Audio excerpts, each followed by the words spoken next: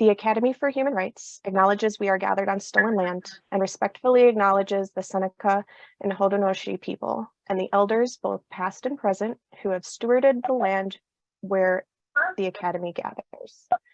The Academy will continue to learn, engage in self-reflection, decolonize, and nurture relationships with the Seneca Nation. And I'll hand it off to Drew.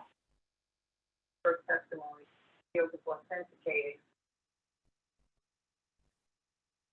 Hi, everyone, and welcome to the Academy for Human Rights webinar, Buffalo Blackness, Teaching Behind the Books. And I'm coming to you live from Springville, New York. And I'm the Executive Director and Co-Founder of the Academy. On behalf of our board and staff and panelists, we're so thrilled that you can join us tonight for a discussion that we hope re-engages the issues that were exposed to most of the world on 5/14. So thank you for being here. I have some opening remarks, and then we'll get into a panel discussion, then share some teaching resources for the many educators who are out in our audience here tonight. So thank you, Katie, for that land acknowledgement and everything you did to make this webinar possible. And for those of you who are new to the Academy, we were started 16 years ago by several teachers in the Buffalo area to help provide inspiration, content, and empowerment to both teachers and students to make a difference about the most cutting edge issues of our time, from women's empowerment, racial equality, to climate change, to media literacy. We hope that the Academy's programming empowers you to make a difference in your community, classroom, and world. So with that said, what we'd like to do tonight is to get into the webinar, but I'd first just like to take a couple minutes to let you know about two upcoming Academy events that I know you're going to want to be a part of. While this event is by Zoom due to the often inclement weather in Buffalo in late February, our first in-person event for this academic year will be on Thursday, April 13th, where we're proud to partner with Erie County's Department of Environment and Planning in presenting this workshop, which we feel is the future of the world, to say the least, teaching and learning about climate. Now, for those educators on the call, you may or may not know that there's several bills in Albany right now that are hopefully going to require climate education from a K-12 level throughout all subjects. And given the imperative nature of this issue, we're hoping you can join us in person, where you'll meet by Zoom Paul Hawken, arguably the world's leading climate solutionist, as well as learn from a representative from Subject to Climate about lessons that you can implement from your kindergarten to 12th grade classroom. So we're hoping you're going to be able to join us, and registration will be up hopefully by the end of this week, and we'll be sure to let you know. Likewise, where if there's a young person who's a high schooler who in your classroom or community, we'd love to have them involved with our 16th annual Summer Symposium, which is now a 3-day power-packed day or week of learning, where we're going to set up and bring in worldwide experts and local experts on the power of women, justice, and activism in our world. And we hope that we're going to be inspiring the next generation of change makers who will plant seeds far and wide long after we're gone. And if you know an educator who has made a difference in the life of your school and community, we encourage you to nominate them for the Reed Taylor Award for Excellence in Human Rights Education. We know Dr. Taylor is on the call tonight, and Reed, thank you for setting the foundation for the Academy and so many other hundreds of teachers that you've helped train in the past 40 years. So to end my remarks tonight, I'd just like to thank all our supporters from Berkeley to Connecticut and everywhere in between, from the Northern Adirondacks down to Florida. We appreciate you. Your donations make our work possible. And we especially like to thank our friends at Erie One BOCES for co-sponsoring this event, all our panelists and speakers tonight, and to Katie Kruger for her great work publicizing the event, and all of you who have reposted Katie's beautiful posts. Now, the ask here is, this is a free webinar, but it impacts over 10,000 students tonight through the teachers who are on the call. I teach 125 students a year. So many of you do as well. So if you like what you see here tonight, we kindly ask that you make a donation of large or small that'll help the Academy grow and expand our footprint around the world. So with that said, I'd like to introduce our next speaker, who's going to share some information about how she came up with this beautiful, provocative title of our event tonight. Tony Amos, Academy board member and community leader. And Tony, how are you tonight? And I am wonderful. Yeah, and you're coming here from the Cheektowaga area. And Tony, tell us all about the title and how you came up with it. Okay, well, thank you and welcome everyone.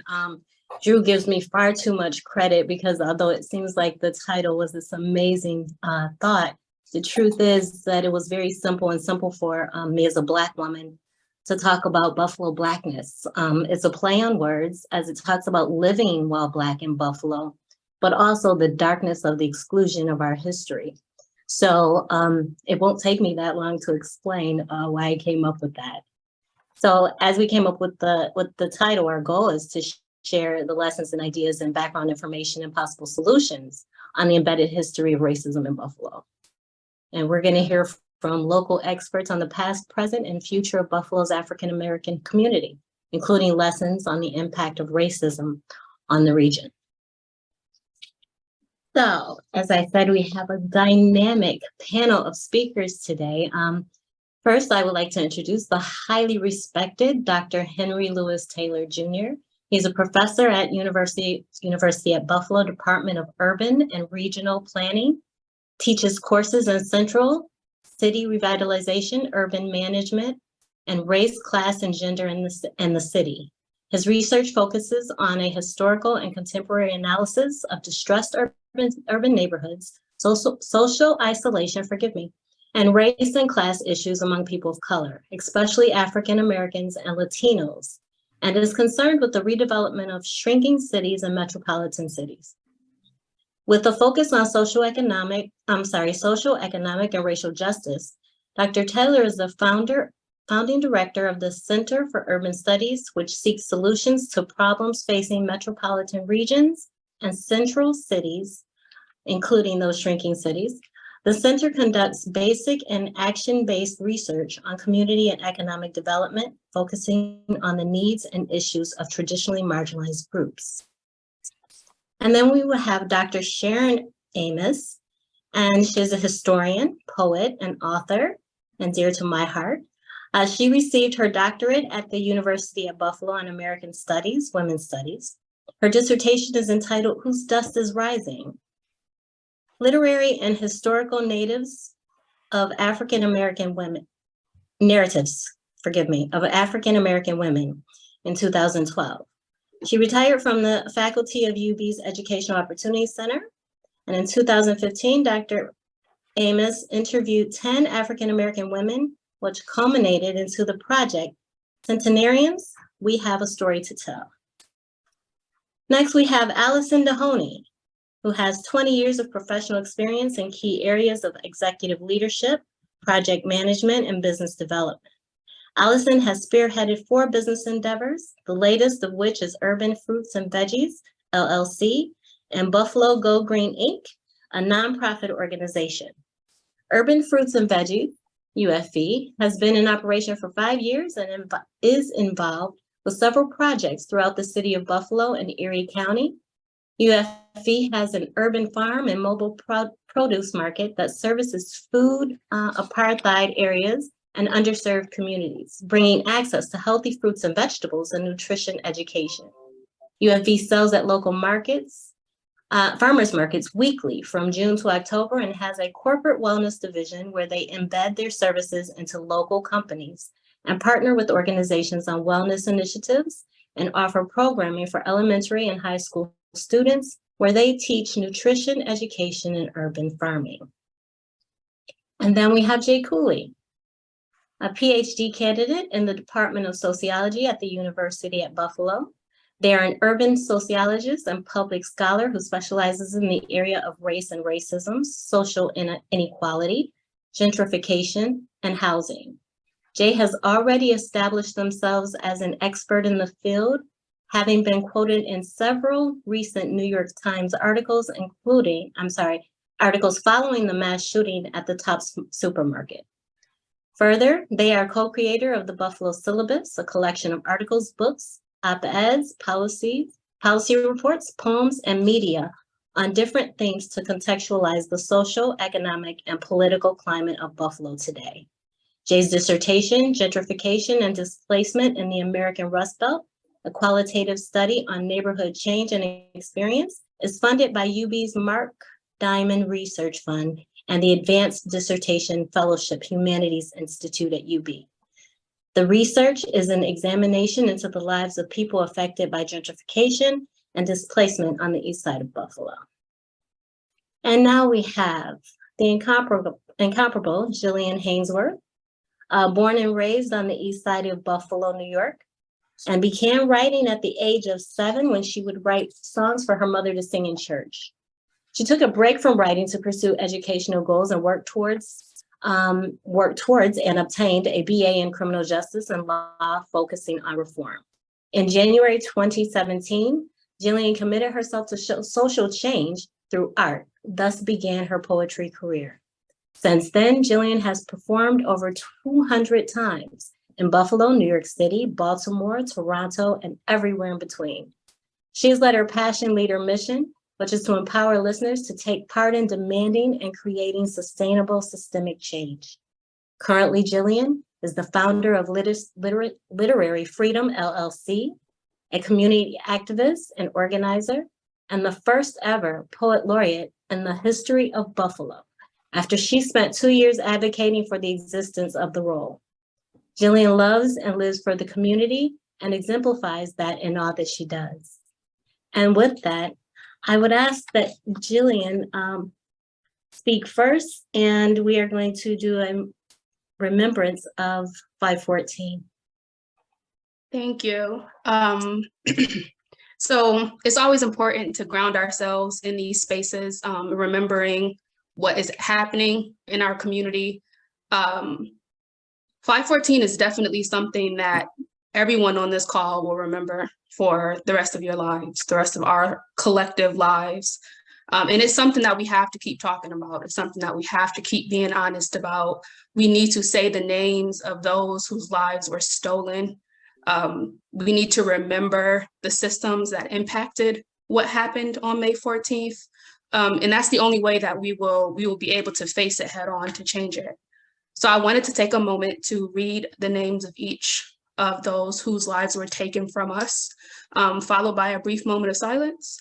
And then I will share a poem that I wrote that now stands as the memorial inside Tops on Jefferson. Roberta Drury, Marcus Morrison,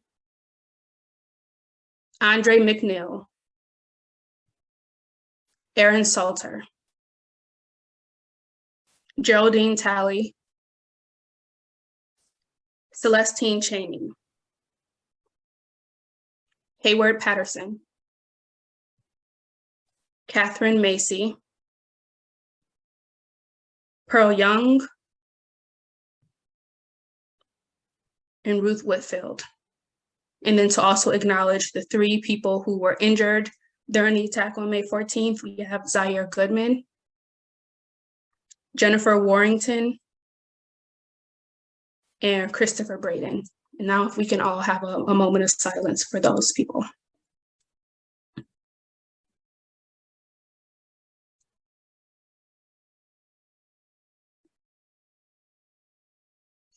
Okay. So the poem I'm going to read is called Water.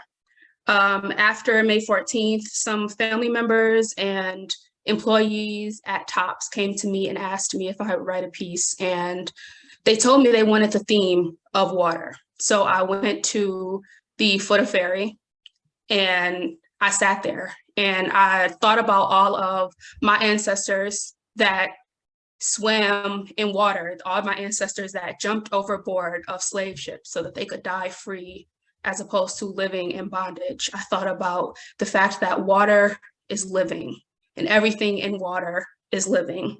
And this is the poem that I wrote.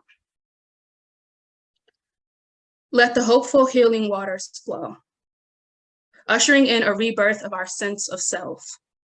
Let the flowing waters remind us of time, current yet fleeting like life itself, large yet within reach, just as the ancestors.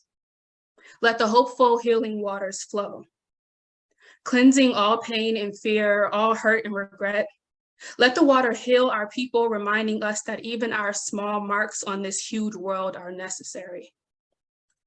Let the hopeful healing waters flow. Let the water tell the stories of those that came before us, those who fought and believed for us, those with the strength and power of a high tide, those with the meekness of a still pond. Let the beauty of the unknown offer comfort and hope, for within water, there will always be life. Thank you. Beautiful. Thank you, Jillian. That was beautiful. It gave me chills. Yes. And I think we're going to turn it over to Drew. Thank you, Jillian. And thank you, Tony.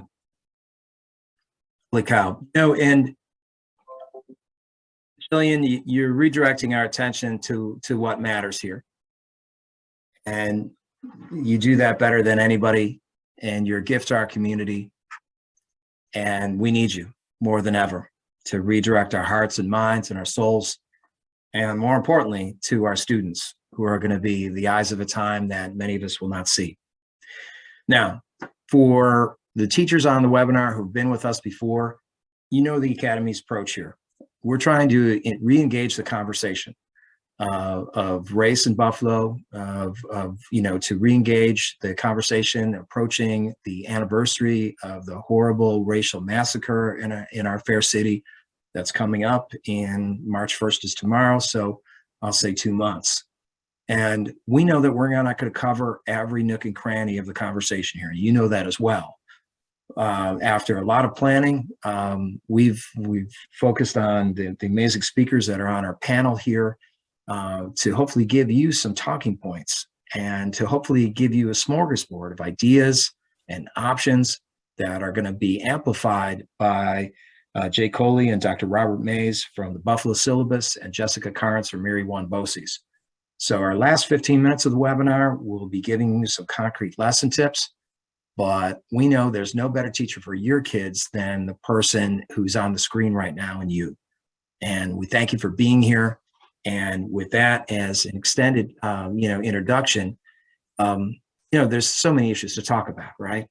And that I don't want to say we're exposed by 514, because for the Black community in Buffalo, they struggled and, were hurt by these practices that are up on the screen for generations.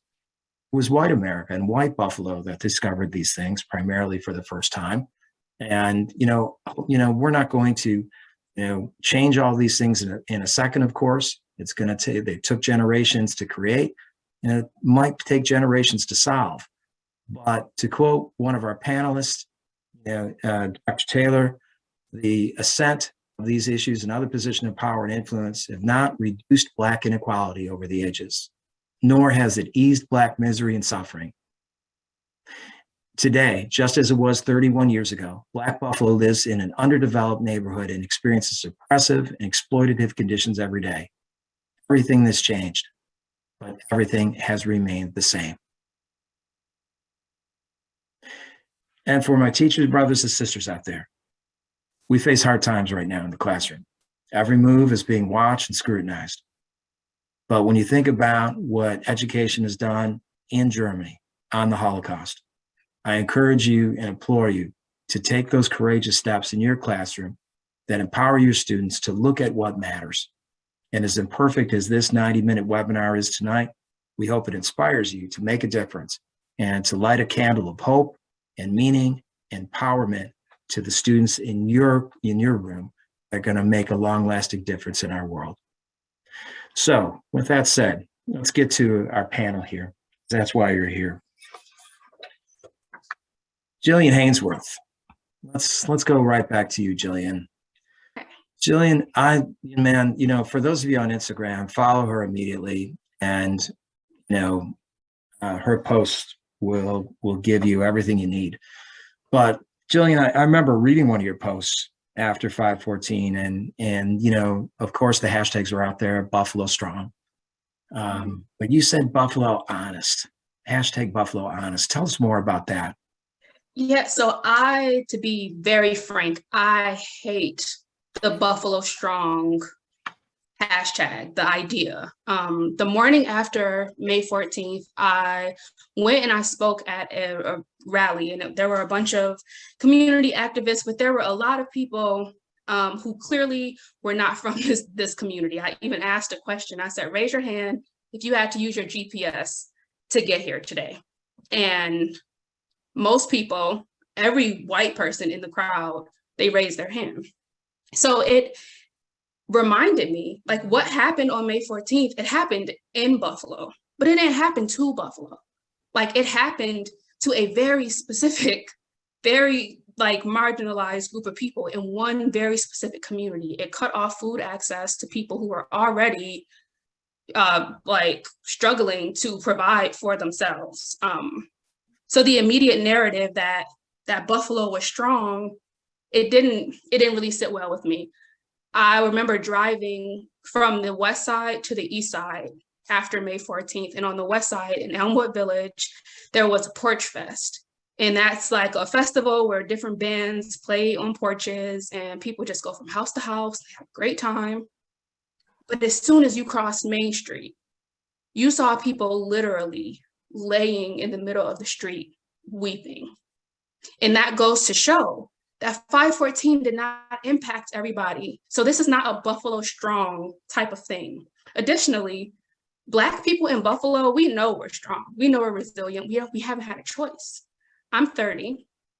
So I've never seen Buffalo be this, for Black people, this like place where we can thrive, this place where we can build our own economic systems. That's never been the reality for me.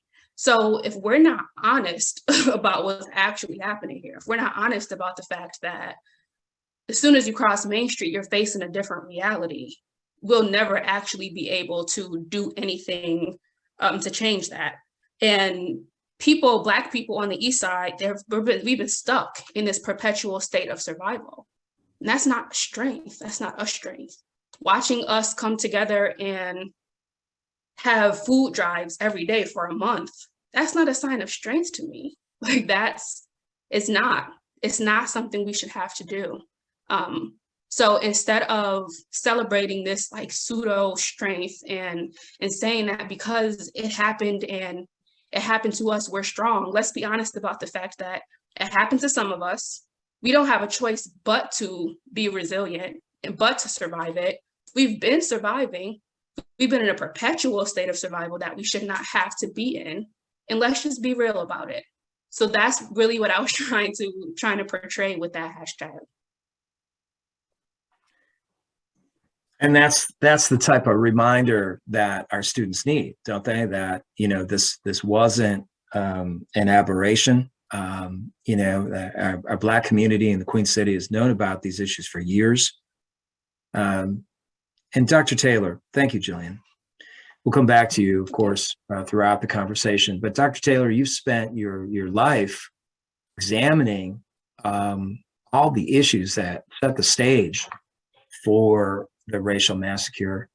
And, you know, we could spend a lot of time working with you, Dr. Taylor, on your work, but talk to us, though, just your immediate personal reaction. You know, Jillian shared her 5/14 moment. What was yours? And man, what were you thinking at the time?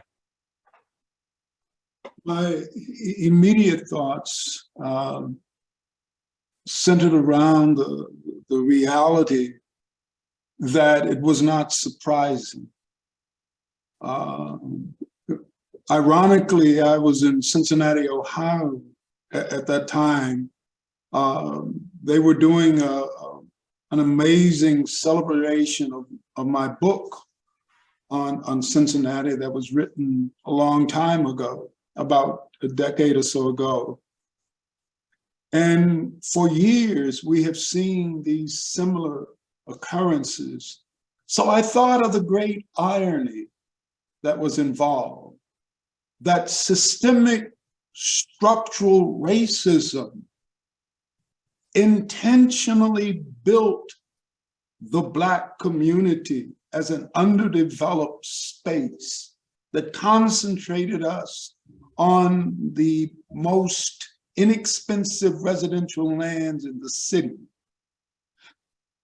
The irony is that an individual racist, because of systemic racism, was easy to find the African-American community and understood that with only one grocery store serving more than 70,000 people, that on a Saturday afternoon, it had to be filled with shoppers.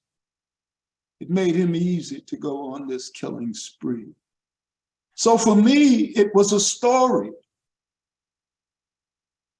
of systemic structural racism driven by public and private policies, meeting the individual racists and their hatred.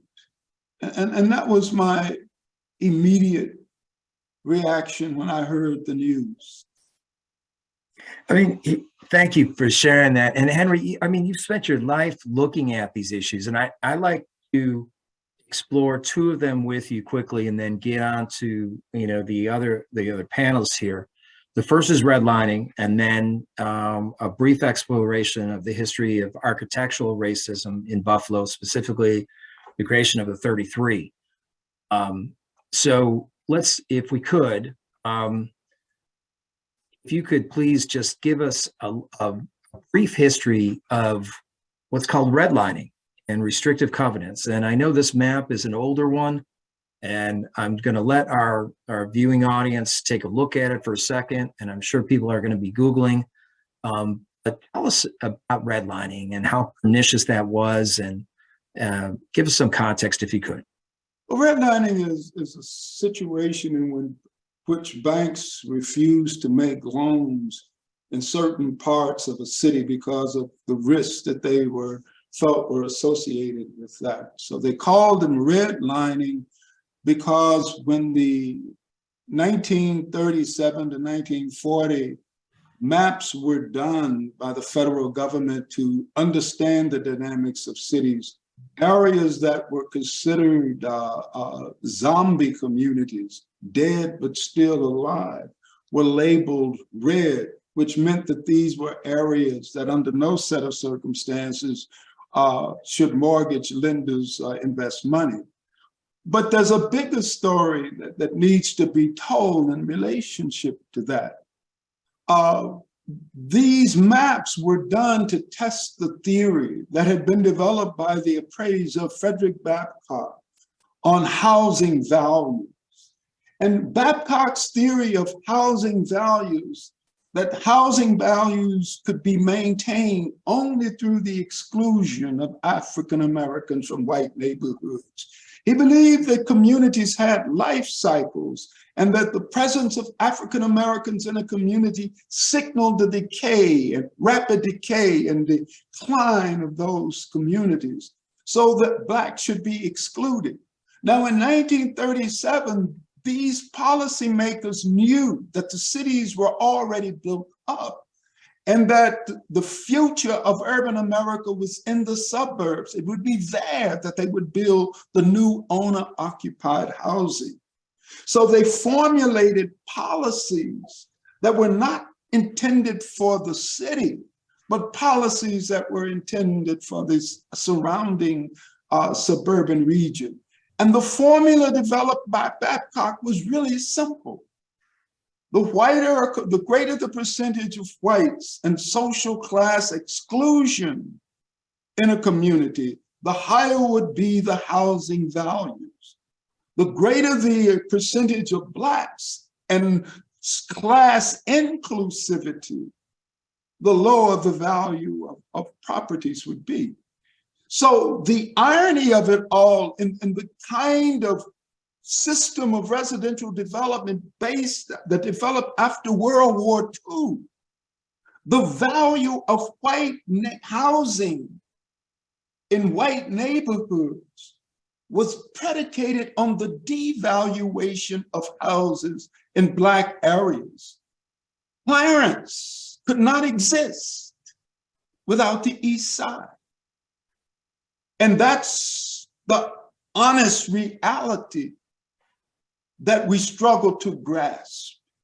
And that the key issue was not so much redlining, but whitelining. The efforts to keep Blacks out of the suburban communities and the efforts to create exclusive communities through a process of creating communities that would be dilapidated and run down, that would enable policymakers to house low-income population groups. And that's what happened in Buffalo and many other cities across the nation. And what made a bad situation worse then is some myopic urban planning that had its roots in what we'll call architectural racism.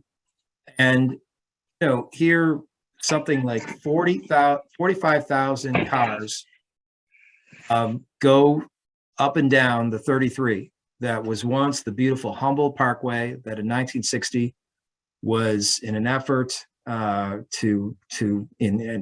so-called sophisticated urban planning.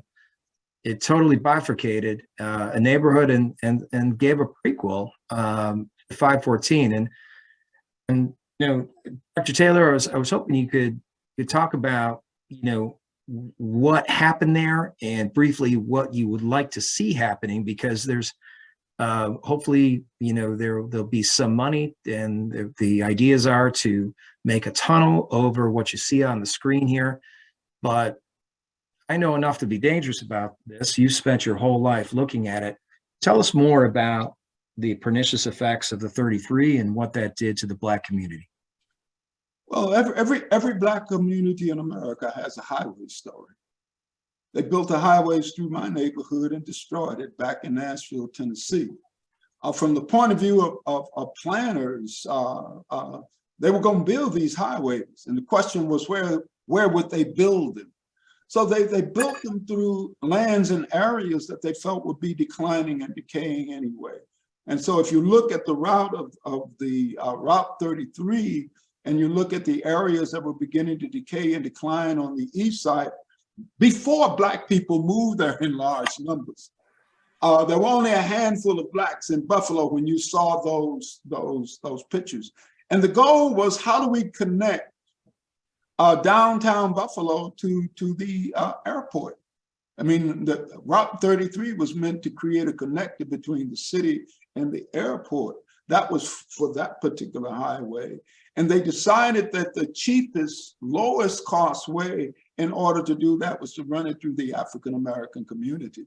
I mean, I've examined the maps from that period, and even the Sajacota Freeway and these other maps, roadways were a part of the system of building this new urban metropolis that spread out into the suburban region. And they intentionally and deliberately designed these places that would run through the low-income populations and community, because they felt that this was the cheapest, least disruptive way in order to do it. They also knew that whites would be moving to the suburban region. So in this instance, people intentionally and deliberately sold Black folks houses in that part of the city. I mean, it's amazing. You went from a community that was almost 85% white to 85% Black in less than a decade, because people knew that that would be devalued. So that was conscious, intentional, and a part of a city building process that was resembles things that occurred across the United States. So what should be done?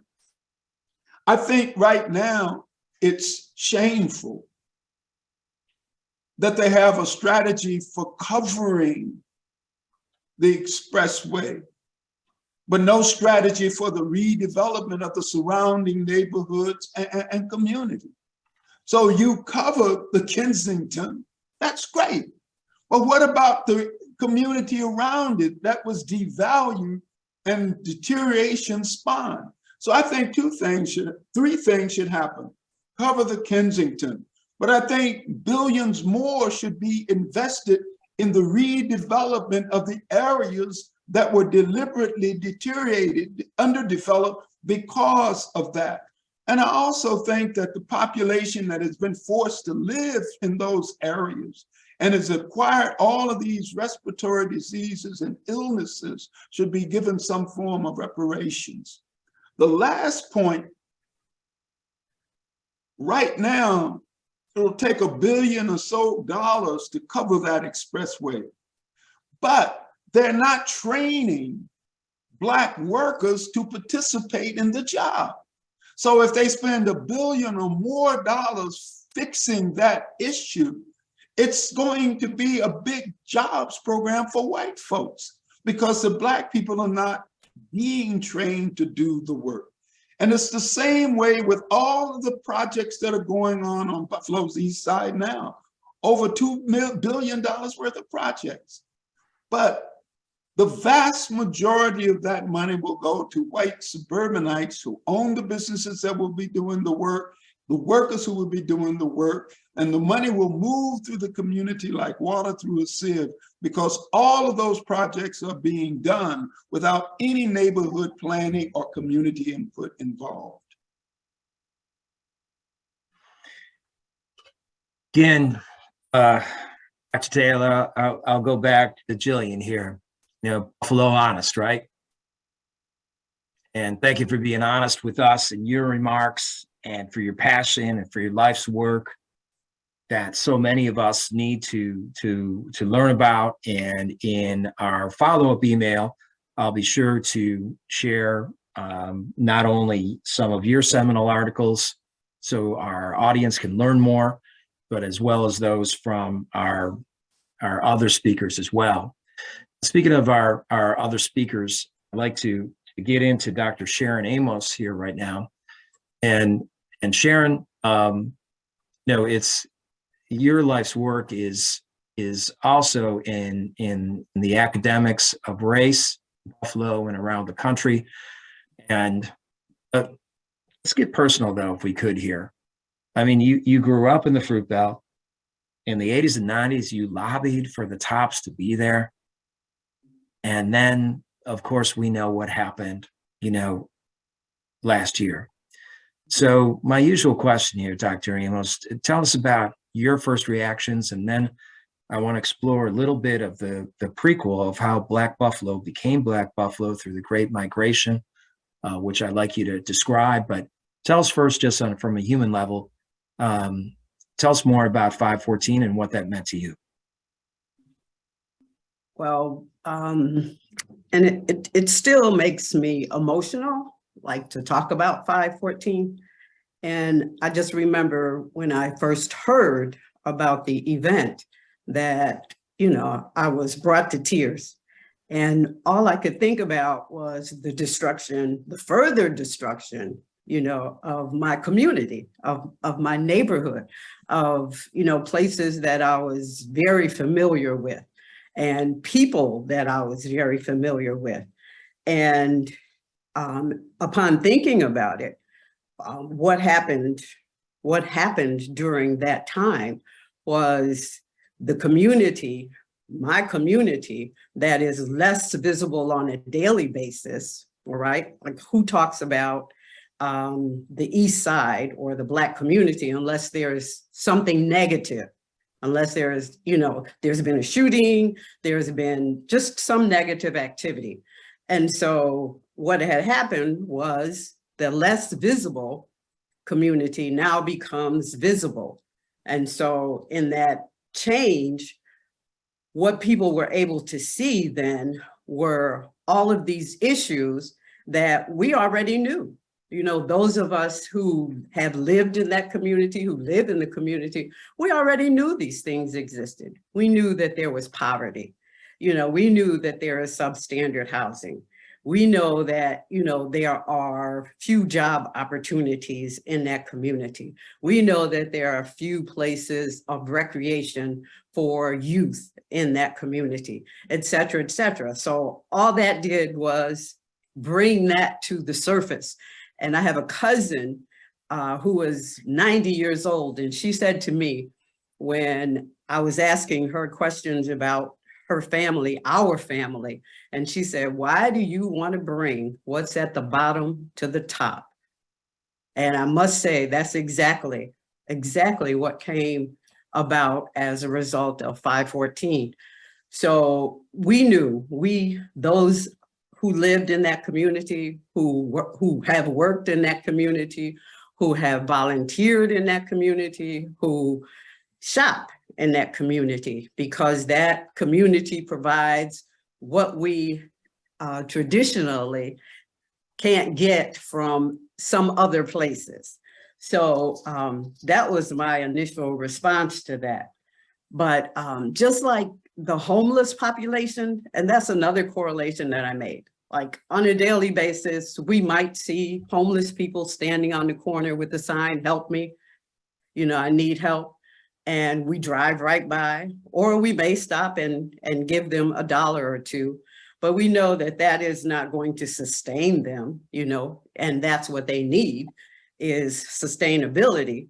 But those homeless folk are invisible to us on a daily basis. And the same thing within our community, those members of our community who were affected. And it was most difficult because many of those individuals were outstanding in that community.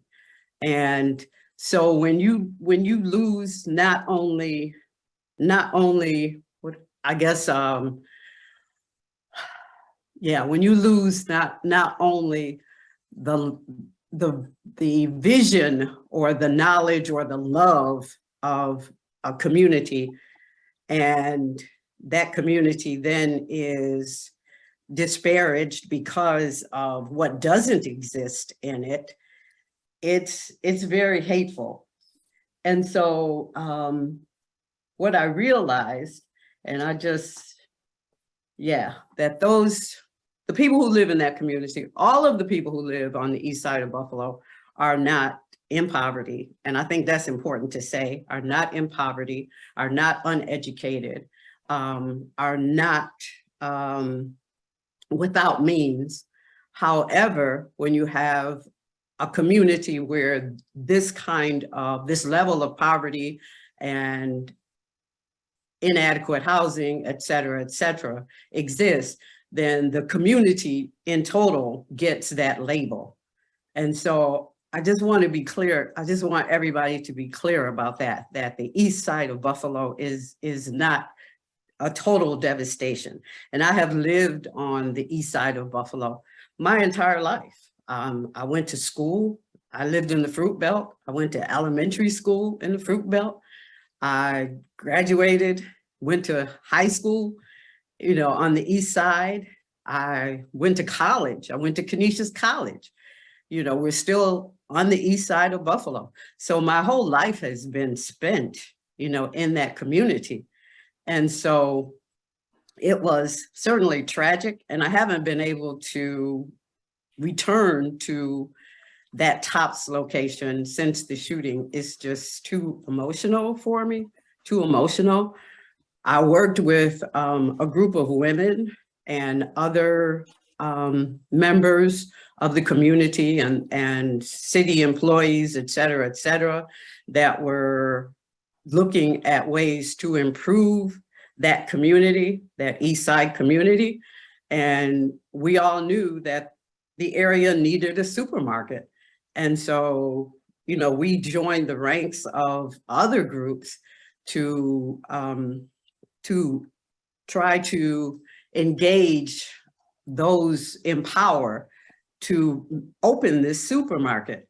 And certainly this was such a different place from when I grew up, because we had supermarkets, it seemed, on every corner.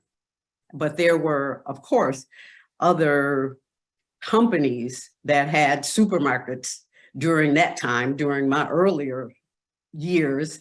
Then now it's Tops and Wegmans. Okay, they have the majority of stores in the city of Buffalo and suburban Buffalo particularly.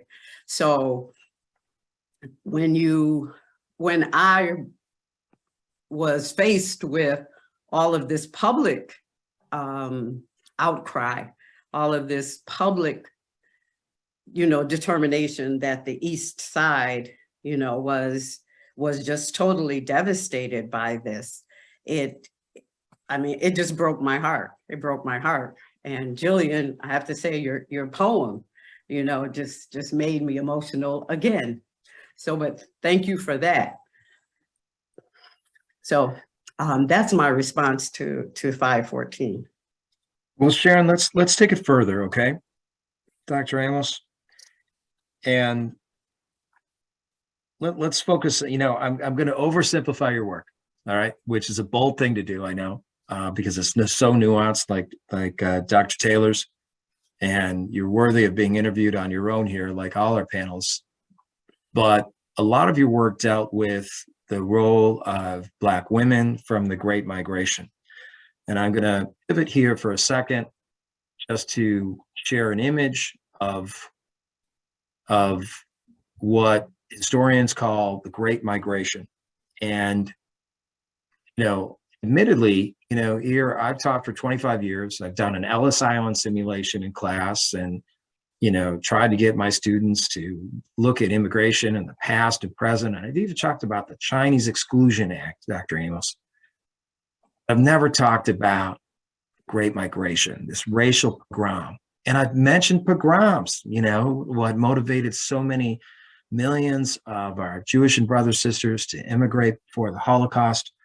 But talk to us about the Great Migration and why that's so important, how it was a prequel to 514 and it made Buffalo Black in all its greatness. But if you could talk about the Great Migration for a second, I think we'd all be better for it and our students would be too. Well, when we talk about the Great Migration, we don't just talk about the 1920 to 1930, where a million African Americans left the South, and the South being Alabama, Georgia, Mississippi, North Carolina, South Carolina, Virginia, leaving those states and moving not only north, but also Midwest and also West.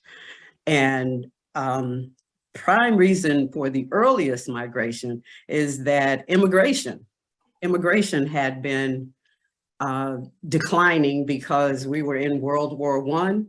And so there were some security concerns about, allowing many of these immigrants to come into the country. So as employers, manufacturing, et cetera, needed workers, and the number of immigrants coming to get those jobs was decreasing, there was a workforce in the Black South. And so there were individuals who went and asked those persons, African Americans, to come to cities. They recruited African Americans, even in train stations, and and they went to some communities and said, we have jobs and you need to come. And so African Americans left what was still an agrarian culture. Okay, there was still much farming going on. They left those fields and went to the cities. And so that was the first migration, was during that 1920-30 period. And then we have the second Great Migration, which was the second wave, which was even greater in terms of the number of African Americans. About 3 million African Americans left the South and came north. And so when you think about the numbers of people leaving and whether there was housing, and what Dr. Taylor was talking about, the housing stock, was declining because white folk had been living in those houses, for years. And so now they were separating, they were chopping up those houses into apartments to accommodate the Blacks, the African Americans that were moving to those cities. And in many instances, one of the women that I interviewed for my dissertation, she talked about not having a bathroom in their apartment, that they had to share down the hall. They had to go to the bathroom in order to bathe, in order to, you know, to use the facility. And she was so disappointed because when she lived in the South with her grandparents, their grandparents' home was completely, completely, yes, filled with, you know, had accessible toilets and the kitchen, and they couldn't use the kitchen, you know, except on certain times because everyone had a period so that they could use the kitchen. So you might have it from, you know, 4 to 5, and the next tenant might have it from 5 to 6. And so your food in the refrigerator was not necessarily yours, because if someone else came along and was hungry and saw that. So there were lots of complications. And plus the white folk, who were mainly immigrants, right, felt that they needed to leave, which is what Dr. Taylor was talking about, that they moved to suburban areas, and many of them rented out, you know, their homes and provided housing for these African Americans. And it was the areas where African Americans were permitted to live was also very limited. And I remember another one of the women that I interviewed said that when she and her husband came to Buffalo and were looking for an apartment, that they had a Southern accent. And so the white person, the owner of the apartment, was like, "Oh, you're from the South?" It's like, "Well, no, I don't rent to you."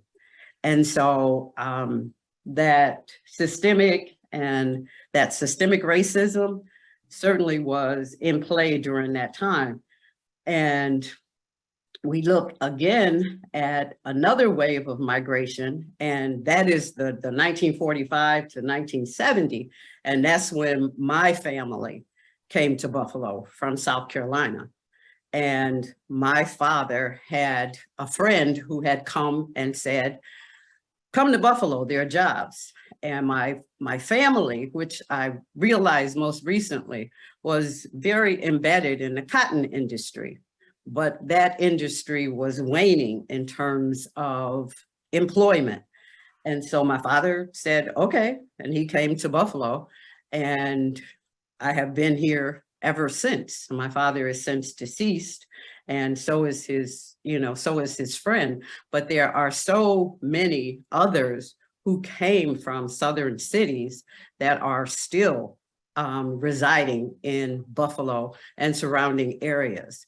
And interestingly enough, my genealogy group, the Buffalo Genealogical Society of the African Diaspora, we have a funeral program project.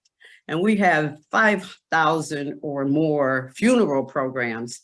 And as we look at the indexes for those funeral programs, we see so many Southern states that our African American population migrated from to Buffalo. And so the current, I guess the second or third generation probably knows little about, you know, the Southern states and what that life was like. However, they are descendants of these Southern migrants, which now there's this remigration move where African Americans are moving back to the South, but not necessarily those who moved north, but just those who see, in terms of climate, in terms of sometimes retirement, and in terms of employment, that there are greater opportunities in the South. So that that is a place now to be desired, as opposed to those times, those early those earlier migration periods when lynching was still a major obstacle, you know, a major tragedy for African Americans, when just segregation was a major obstacle for African Americans. And yes, so I don't want to go on too long, but yes, that's my story about African Americans migrating to the South. And I want to mention the Isabel Wilkerson book, and I thought I had a copy of it. The Warmth of Other Suns is a wonderful treatment of the migration of African American and stories about specific individuals as well as trends, like where did people go from particular states and what did they do once they got there? Well, Dr. Amos, thank you for that. And no, not that I have any ties to Just Buffalo Literary, but the power of Isabel Wilkerson is real. Yes. Yes. And The Warmth of Other Suns was a game-changing book for me as a person and as a teacher. And I'm so glad you mentioned that. And Sharon, I want to come back to you in a little bit, all right? And I'm going to need you to be patient. Might be 10 minutes here to talk about solutions and focusing on you know, the role models that have lived in Buffalo that can help our students, give a North Star to our students. But I'd like to get to, of course, to great Allison DeHonney here. And Allison, you know, thank you for being with us tonight. And Dr. Amos talked about community being hungry. And that's something that is your North Star every day when you wake up and when you go to bed. And, you know, we're looking forward to hearing more about great work that you in Buffalo Go Green and Urban Fruits and Veggies does every day. And I'll throw up a couple of pictures while you're talking, but thank you for being here tonight. And what do we need to know? And tell us about, you know, what 514 meant to you and how it amplified your work. Well, thank you, Drew, for having me. And I thank the previous speakers for everything that they spoke about and how relative it all is and how important it all is. If I was a teacher, I would, I'd want to tape everything that they said to talk to my students about that. But on 514, I know exactly where I was. I have pictures. I was about 10 minutes away from the supermarket giving a cooking demonstration that had been canceled from previous days because of the weather. So we were wrapping up the demonstration and I was speaking to folks and giving out recipes, and my phone was just, it was in my bag, but I could hear it ringing and ringing, and it was going from call to text. And I was thinking to myself, what is going on? And then one of the gentlemen who was there observing the demonstration said, "There's an active shooter." And so everyone began to quickly disperse. And Drew, if you could put up that aerial picture. Sure. So our farm is about a 2 to 4 minute walk around the corner from Tops. This is our farm around the corner from Tops where the shooting took place. So I was getting so many phone calls and text messages because, of course, everyone knows how close we are. And when they heard the news, they wanted to be sure that I was safe. So this neighborhood, obviously on the east side, we couldn't even get to work the days following the shooting, between the media and folks coming to give donations. There was no place to park. The roads were blocked off. It was very difficult for my staff and I to get to work. And as I looked around at all of the white people who were there, I was thinking, but How many times have I overheard conversations where people say, and the vitriol that you hear when people say the East Side or the ghetto on the East Side, it's filled with so much disgust and hatred. And like Dr. Amos so eloquently said, not everyone on the East Side is poor. You might be quite surprised to know that there are people who are very financially well off, but choose to live among their African American brothers and sisters. So with regards to food access, you may or may not know the term food desert.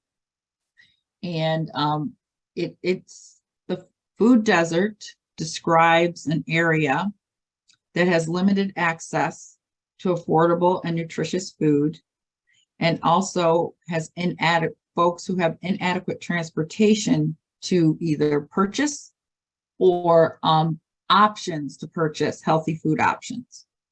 So a food desert is what is commonly known as what we would like everyone to properly term this area, which is food apartheid. Desert means a naturally occurring geographic space on Earth.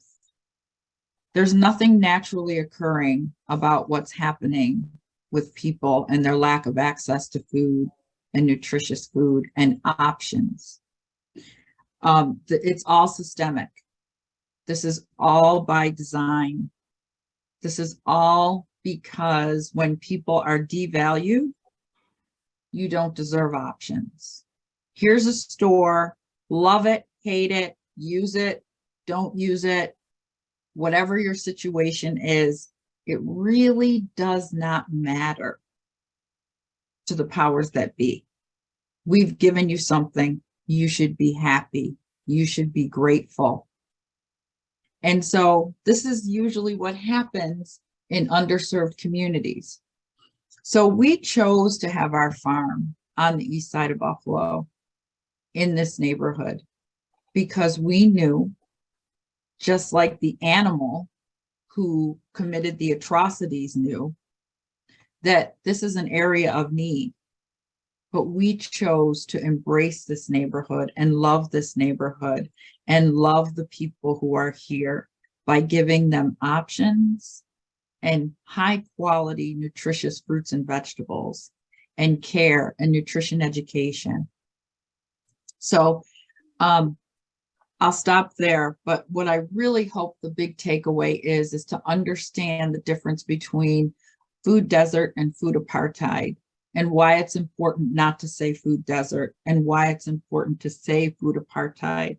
Food apartheid is a racially discriminatory political structure of the past and the present that impacts food access and food control. You know,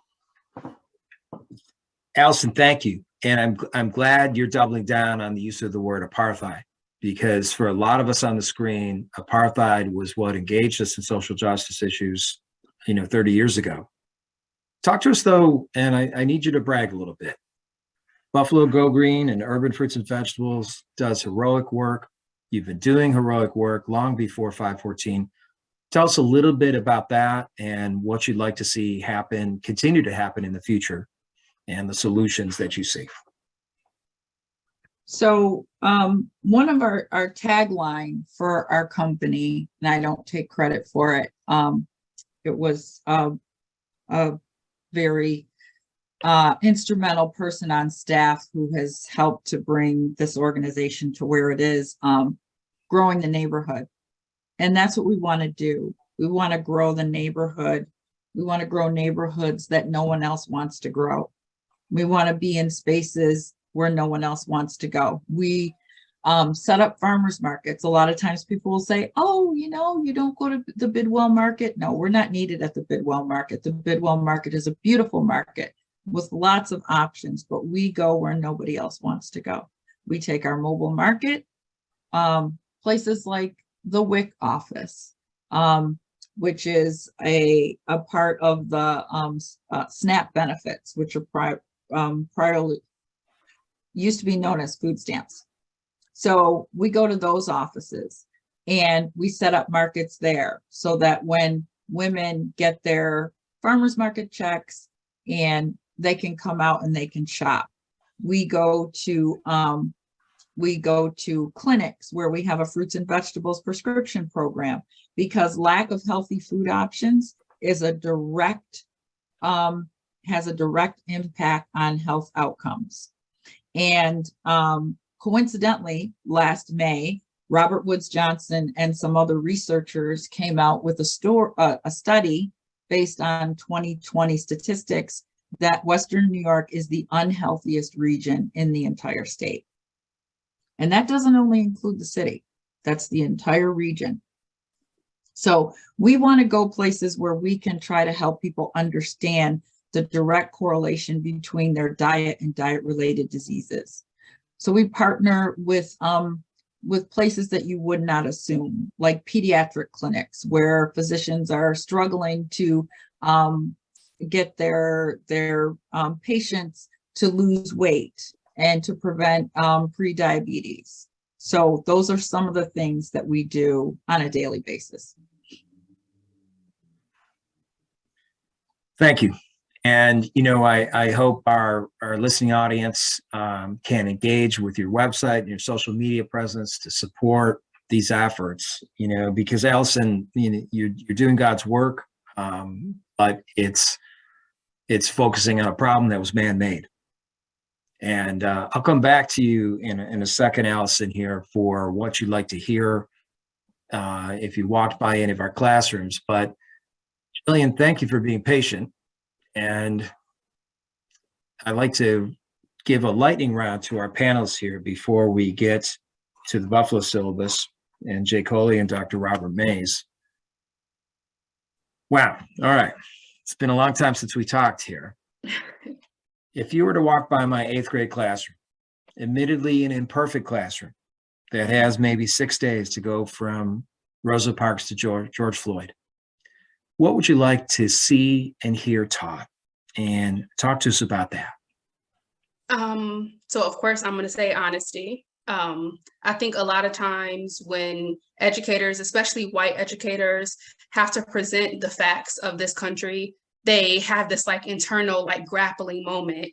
Like, you know, I'm kind of coming to terms with the role that my own ancestors played in this country. And then, you know, the fact that around the world, American racism is the blueprint for a lot of other systems of oppression.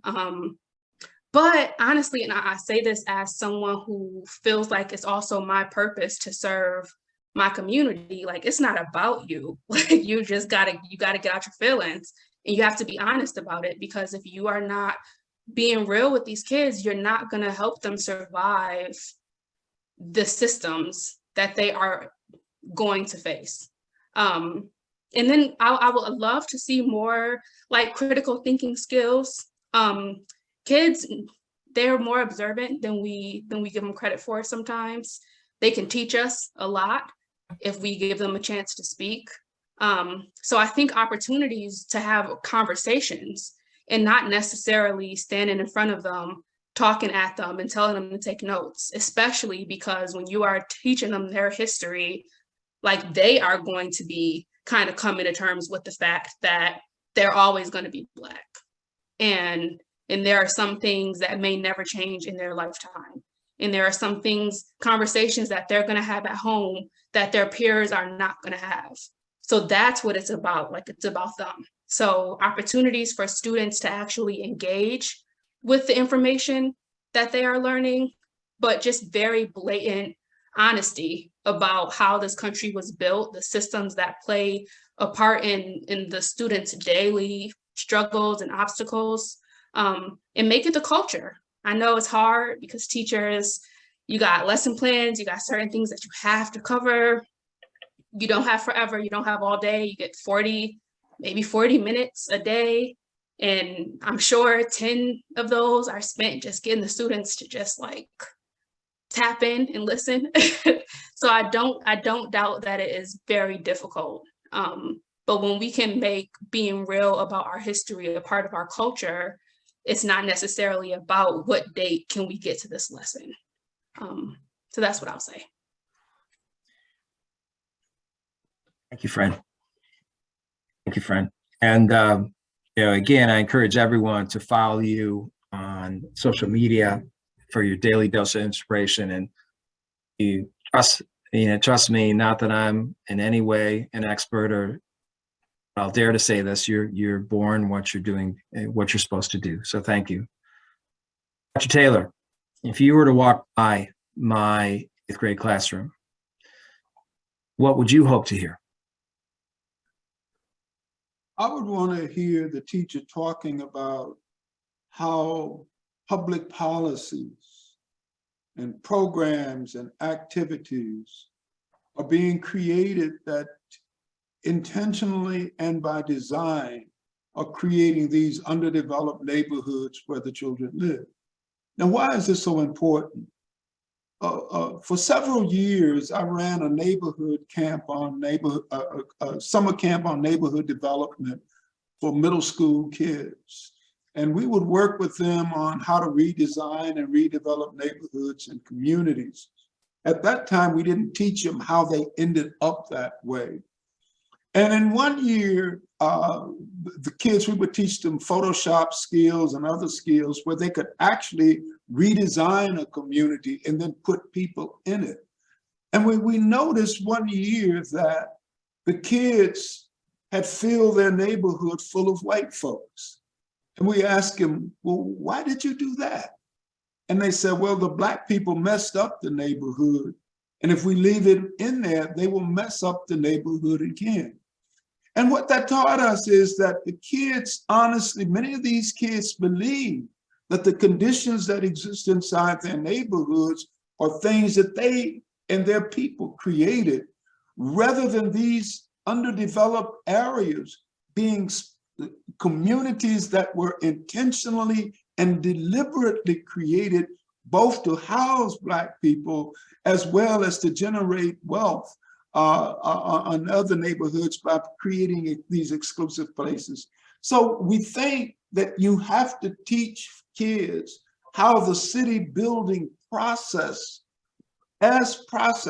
creates these spaces so that they will understand how the spaces got that way. And so they will also understand that it is within their abilities to fight with others to change those places and to make them thriving communities to live, work, and play. Thank you, Dr. Taylor. It's our world. What can we make of it? And they need to know those inconvenient truths about how public policy led to discrimination, segregation, racism, and death. So thank you for sharing those lessons with us. And let's go to Dr. Sharon Amos. And Sharon, what are your thoughts here? What would you like to hear or see? And when you walk, if you were to walk by our classrooms, and of course, we want to get to the representatives of the Buffalo syllabus just in a few moments here. But Sharon, if you could, and sorry to give you a short time span here, but what's something you would like to see us talk about? So happy you asked. There today, just today, and I guess I'll have to do something. There it is right here, that you might even use this book, right? That you might be using, and I don't know. Oh, there it is. Okay. Teaching Black History to White People by Leonard N. Moore. That you might be using that book to share with your class things about racism, Black people that they might not know. And also another book, Howard Zinn's A People's History of the United States, that you might be using this particular text, which doesn't elevate the conquerors, right? Those who make those decisions, those white those white men, particularly in history, that we have previously like held in sacred positions. So I would hope that you would be using one of those texts and you would have students who were actually talking to people in communities and interviewing them and gaining an awareness, a personal awareness of what are some of those differences. And I really didn't know that Dr. Taylor had that kind of program going. And so that just fits right into what I would like to see happen. And also providing opportunities for students to go to different communities to see and to experience those communities so that it's not just what they heard. I mean, I had students, the institution where I taught was downtown, and I had students to tell me, particularly white students tell me that they never had been downtown before this program provided this instruction. So they were afraid to come downtown. And so there are just so many ways that, I guess so many wrongs that need to be righted in our city in terms of places and people and policies. You know, Sharon, thank you for those books here. And you know, briefly, if you could, you in our pre-webinar calls, you really schooled me on the importance of teaching about Black upstanders in the past. So our students can stand on their shoulders, no matter their skin color or no matter their geographic location. And, you know, incredible people like Cora Maloney, of course, Mary Talbert, who so many people know about. So, you know, that in itself does so much to make the world in some way a better place. So thank you, Dr. Amos, for your time with us tonight. And I'd like to end with Allison DeHonney quickly here. And Allison, you know, what would you like to hear if you were walking by my classroom as well? So I would like to be able to feel the honesty. And if we talk about history, we know that history was written with just men in mind. Mm-hmm. And I think it's important to impress upon your students that the system we live in was set up specifically for white men to succeed and specifically for Black men to fail. So if we start there, and if you give them examples, my son had to do this in one of his classes where they had to pick a scenario and live that life for a week. You know, give them a scenario that's completely different to theirs and see how they fare during the week living in someone else's shoes. And then I feel like The Warmth of Other Suns and Caste should be mandatory reading because it talks about these systems in detail. And then you get the lived experience of people in these living and dealing with these systems. And it really, really should be required reading. Thank you, Allison.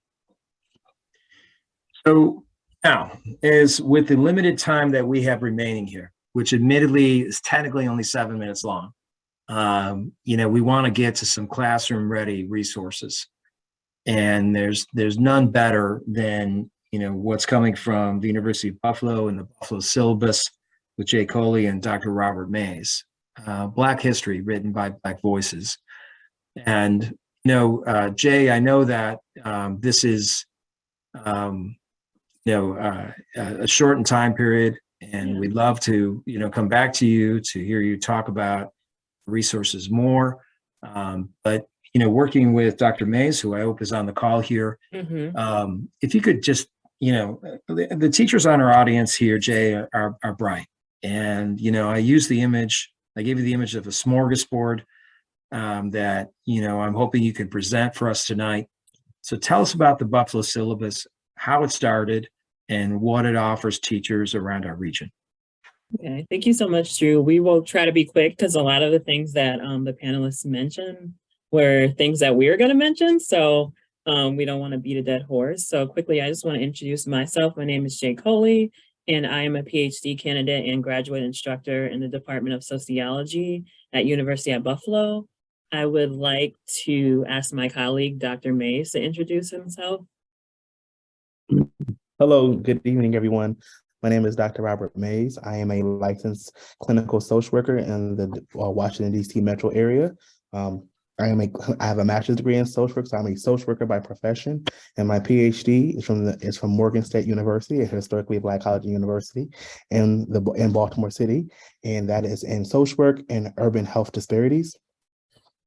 So Okay. that is my background as a trained clinician working with youth, adolescents, and families in regards to urban health disparities and mental health trauma. Okay, and we're just two members of the Buffalo or the Black Buffalo Syllabus Collective. We are two of the co-creators. This was also created by Tiana U. Wilson, who is a PhD candidate in history at the University of Texas at Austin, and William Jamal Richardson, who is a graduate of UB, but is now a PhD candidate at Northwestern. So we're gonna get into what the Buffalo Syllabus actually is, Rob. Yes, the Buffalo Syllabus was what we call it a love letter. It is to genuinely to acknowledge the lives of the people that were taken from us violently, and to highlight the richness of Black Buffalo. As we are historians, we wanted to do something to uplift our community and acknowledge the rich history, and to gather this history, to tap into our archival skills, and to really showcase who we are and what does the written works. We also recognize not just written works, but in media, in various print forms and op-eds and primary sources. And we gathered over the course of like several months over the summer and really put together this work.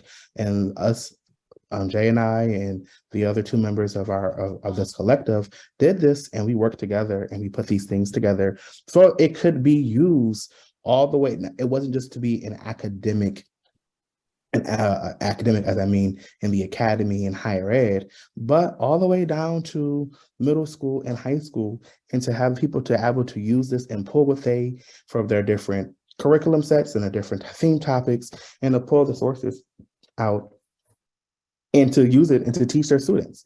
And that was the reason why we created this document as our love letter to, like you said, this happened in Buffalo, but it didn't happen to everyone in Buffalo. And I, as a Buffalo, New York native, I am the child of Buffalo educators, of the Buffalo public school system, retired educators.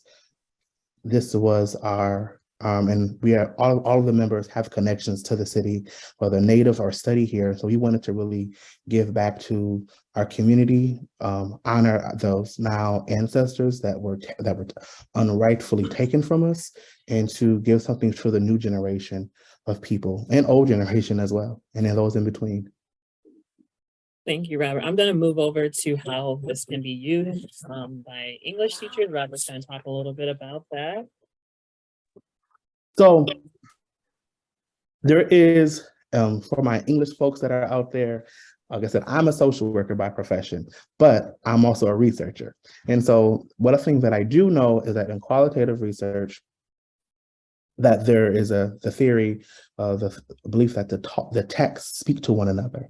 And so one of the ways you can see is by story mapping and seeing how do the sources, this is one from mutual aid. And as a social worker, mutual aid is really a critical, important part to the African-centered social work theory. And it's really important and critical to understanding how Black people have always been proactive, involved, and had accountability to their community, to how they want to build and uplift their people from their own ways. And so using this particular section, you can really identify and highlight how the text is documenting and acknowledging one another in story mapping. That's one way for the English folks can use this.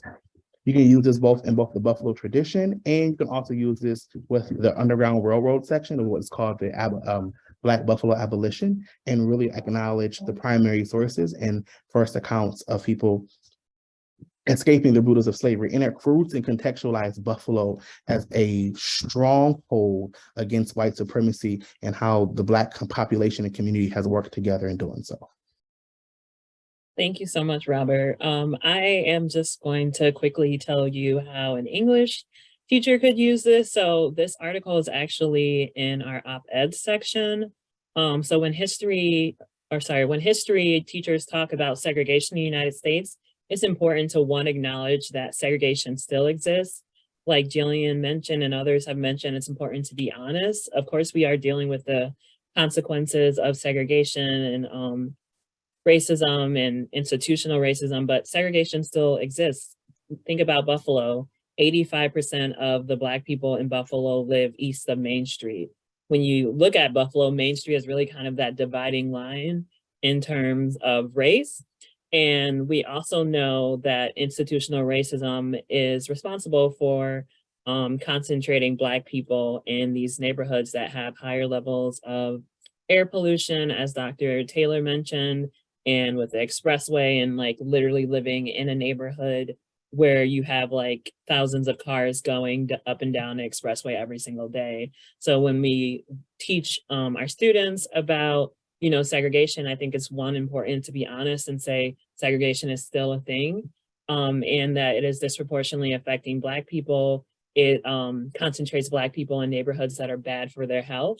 And we see that on the east side. So I think that this will be very useful. And also, this article touches on the topic of redlining, which I know has been a recurring topic this evening. So I think that this article could be like a helpful starting point in like being able to teach your students about segregation and its long-term consequences. So we wanted to keep it quick. If anyone has any questions, we'd be happy to answer, but if you don't have time for questions, that's completely fine. You can feel free to reach us at buffalosyllabus@gmail.com, and you can find us at buffalosyllabus.com to learn more about the project. Or have any other clarifying questions you may have or statements you might have about the things that we have expressed to you all tonight. Thank you. Thank you. Thank you, Robert, and thank you, Jay. And thank you for your patience in us getting you to me getting to you tonight. That rest assured, the teachers on the audience are bright, they're savvy. I know they're going to go to the Buffalo syllabus, and I also encourage everyone to, go to the great interview of you and your colleagues on Buffalo What's Next that really dives deeply into, how the project started and why it's so powerful. I'd like to end our conversation tonight through getting to Jessica Carnes from Erie One BOCES. And Jessica, I know you have a lot of really nice materials that you've been cultivating as Director of Teacher Training for social studies teachers around the Erie One network. And Jessica, I was hoping you could share briefly, what you have for teachers and what you would like to see happen in their classrooms. So thank you to all of our panelists tonight, and thank you everyone for taking time, out of your evening for this very important topic. And, while one that was certainly centered around deep grief and tragedy, we hope was provided some empowering information for you all to take back to your classrooms.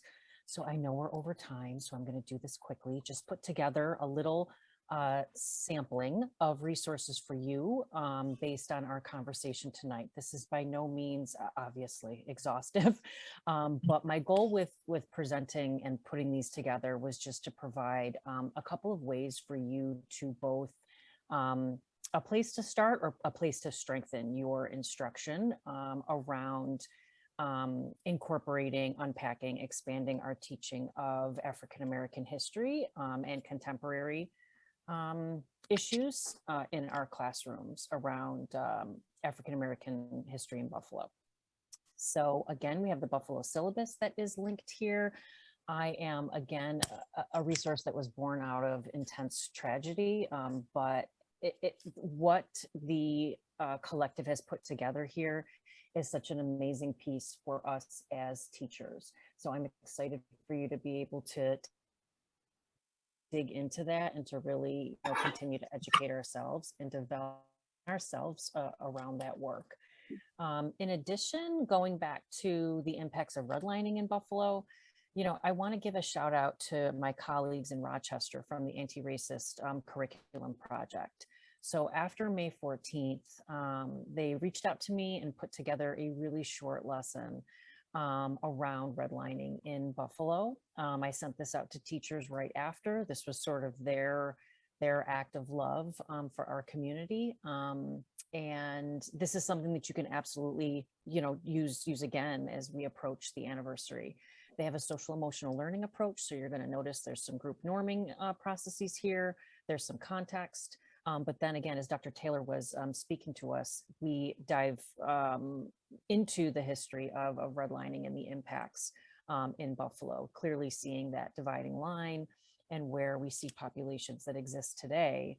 And then here, absolutely seeing the Buffalo redlining map, seeing here we have two examples of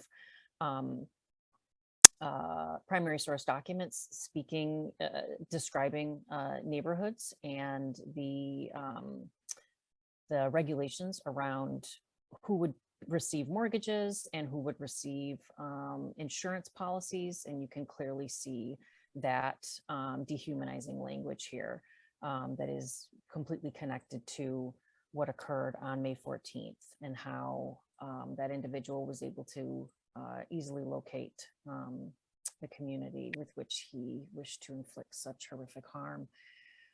So that is something that is there for us to dig into. In addition, we've got, I want to give a shout out to my colleague and friend, Ayodele Ajumu, who is on the call as well. And she and I were able to work on a project together through Consider the Source in New York. And unfortunately, we don't have time to really dig into this, but her lessons are here. And she was able to, through the context of topics that we would be studying within our history and ELA classes, the civil rights movement and also the Harlem Renaissance, really bring it down to the local level in Buffalo. So we have beautiful lessons here for you to be able to dig into that work with your students. And then I've just linked a lot of digital collections as well, because there's so much for us to really dig into here and build our own lessons. And that's really where we're going to see the biggest impact, when we can do that hard work ourselves and then construct lessons that are going to be impactful for our students. Please feel free to reach out to me anytime. I'm happy to be a thought partner with anyone to work through lessons or just talk through things. Jessica, thank you for that and for being a leader and making all of us thought partners with what matters. And, we're going to be sharing all these items with everyone at follow-ups emails here. And so thank you, Jessica, for everything you do and all our partners at Erie One. So with that said, our job here is, to quote the Talmud in a line that our Jewish brothers and sisters know very well, our job isn't to complete the task, but our job is to continue it moving forward. And Tony Amos, I'd like to, have the webinar end with you. As we started with your thoughts and your North Star here. So thank you everyone for your participation tonight and to your panel. And Tony, what are your thoughts with what you hear, what you've heard tonight? And I'll ask you, what would you like to hear when you walk by our classrooms? Oh, well, that was loaded. You didn't tell me that ahead of time, Drew. Welcome. But first of all, although frequently excluded, Black history is American history, and it's really important that we speak truth to power. As we talked about, I think Jillian talked about the honesty that we need. And I really wanted to touch on very quickly, just also the hashtag City of Good Neighbors. For some of us, for Black people, I think that almost ended up being offensive because we heard it so much. But regarding the May 14th slaughter. And so hopefully if we keep talking about things like this and talking about Buffalo Blackness, right? Including from the beauty to the pain. We must talk about all of it. Another thing is understanding that if we don't have cross-cultural interactions, then we are left to fall victim to the mental models that we are presented with. And so it's really important that we make sure that we increase those cross-cultural interactions, pay attention to intersectionality of oppressions and the interconnections of social factors that impact all of this. We understand the span of your reach and the power of your position. We say to you, thank you for your openness to change and for your willingness and courageousness or courage to use your platform and span of your reach to speak truth and to stop the spread of hate. So thank you so much for your time. And thank you to our dynamic speakers. You guys were amazing. And Drew, as always, you rock. I left out the part about what I want to see in your classroom. I want to see organic inclusion of Black history in every classroom. Thank you, Fred. And so, as with other webinars, you know, we know that we didn't have time, nor did we want to just give open mic time to anyone. Forgive me for saying that, but the webinar is officially over. But if anybody would like to stay on for the next 5 minutes just to debrief and ask any questions personally to any of our speakers, if our speakers have to go, we certainly understand. The webinar is officially over. We're going to post this on YouTube within a couple days or so. We look forward to seeing you on Thursday, April 13th for the Teaching About Climate workshop for educators from K-12 and all subjects. But